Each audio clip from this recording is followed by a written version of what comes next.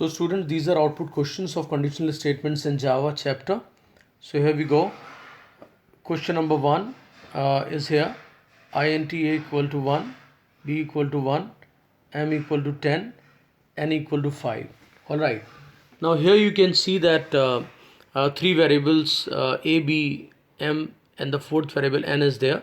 A is having the value 1, b is having the value 1, and m is having the value 10, n is having the value 5. So the code says it has got two if construct. First one is this one, if a equal to 1 and b equal to 0. So here in this case you can see I check this compound expression here. So here what do I find? Two conditions have been combined using the AND operator. So AND operator says when the relational expressions appearing on left and right hand side of this AND logical operator evaluates to true, then this entire expression is going to be evaluated to true. So here we check a is 1, yeah, that definitely it is true. But when I check the value of b, so b is 1 and it says b double equal to 0, so it's false, so this will be false. So these statements are not going to be executed at all. Now the control comes here. Another if construct, if a equals to 1, that is true, and b equal to 1, so that is also true here. So now this one is true because both the expressions which appear on both the sides of logical AND are evaluated to true. So here what is there inside? Here first we print the product of m and n. M is 10 and n is 5, so it is going to be 10 into 5, that is 50. And then second one is m mod n, so remainder will be there, so 10 mod 5, so remainder will be 0. Alright, so the output will be 50 on the first line and 0 on the second line. So this is the output, and then explanation is already written here. If you want, you can read it out yourself and understand it better. Alright, after that students, we have question number 2. Int x equal to 1, y equal to 1, n greater than 0. So here I check if n is greater than 0. So what do they say? What will be the value of x and y if n assumes a value 1? So they say if the value of n is 1. So 1 is definitely greater than 0. So it's true, it comes here. So x plus 1. So that means x was already 1. So 1 plus 1 is 2. So x will have 2. Y equal to y plus 1. So that 2 will become 2. So y will be having the value 2. So when the n is 1, so x and y are going to be 2 and 2 respectively. Is that clear? Now they say second value is 0.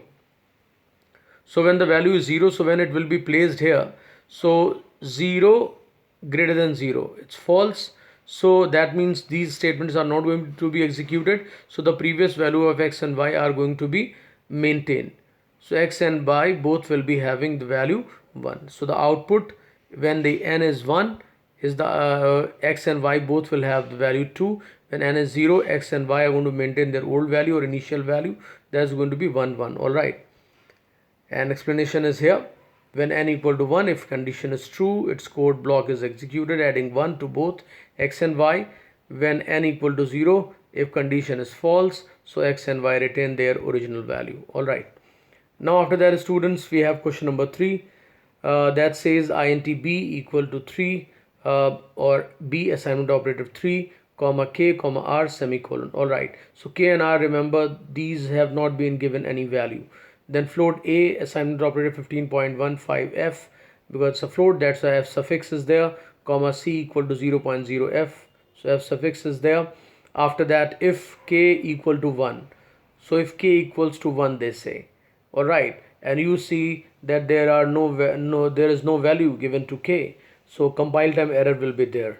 Alright, so always remember that initializing a variable is very important while writing a program.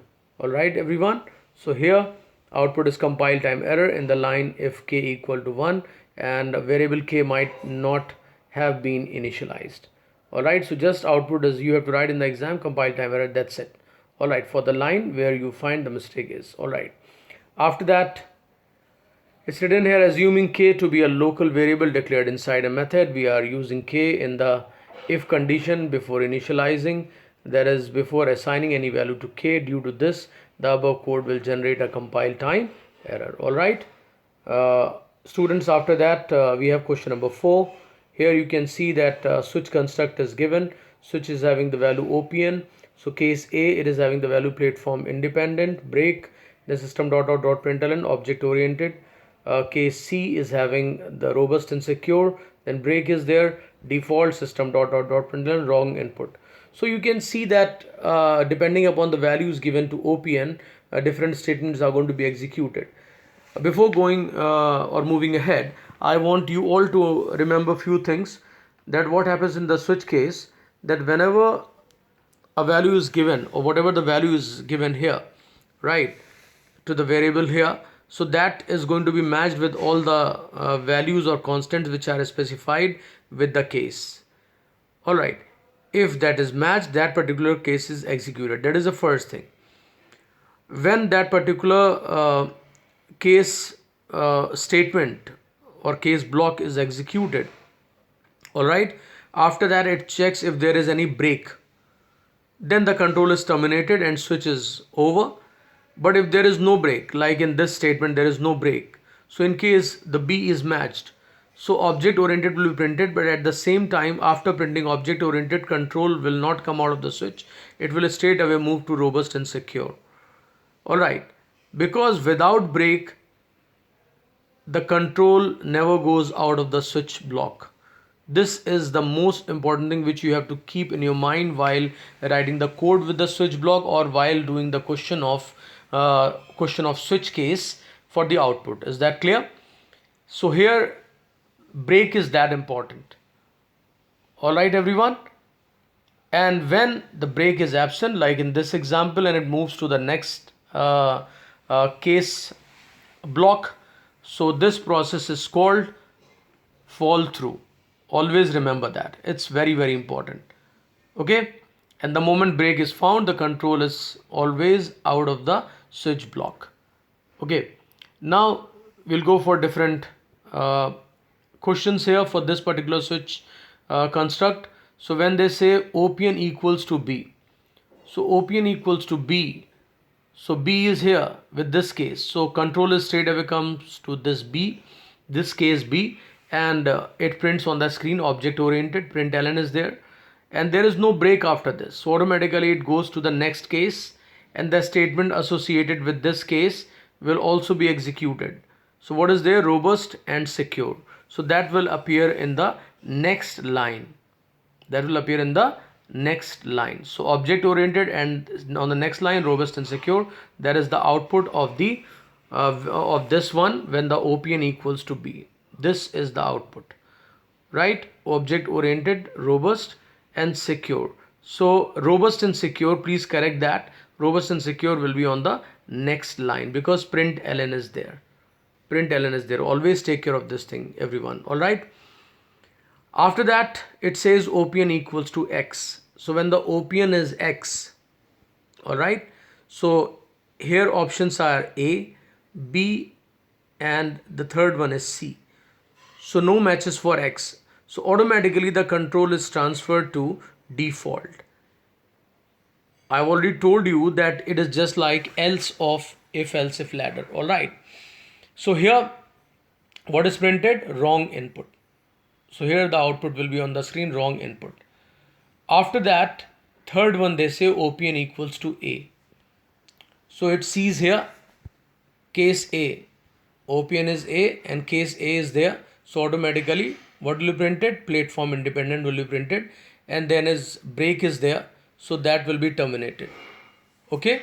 The control comes out of the switch block. So output, the only output will be platform independent when the OPN is having the value small a. All right. So I hope it's clear to all of you. So here all the explanations are given. The only thing you need to correct that object oriented will be on the first line and robust and secure will be on the second line. All right. And after that explanation is there, you can read it out yourself.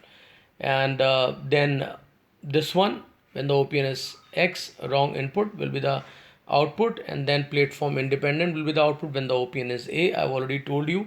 So all the explanations are written here. I hope everybody has a clear idea of this. All right. Thanks everyone.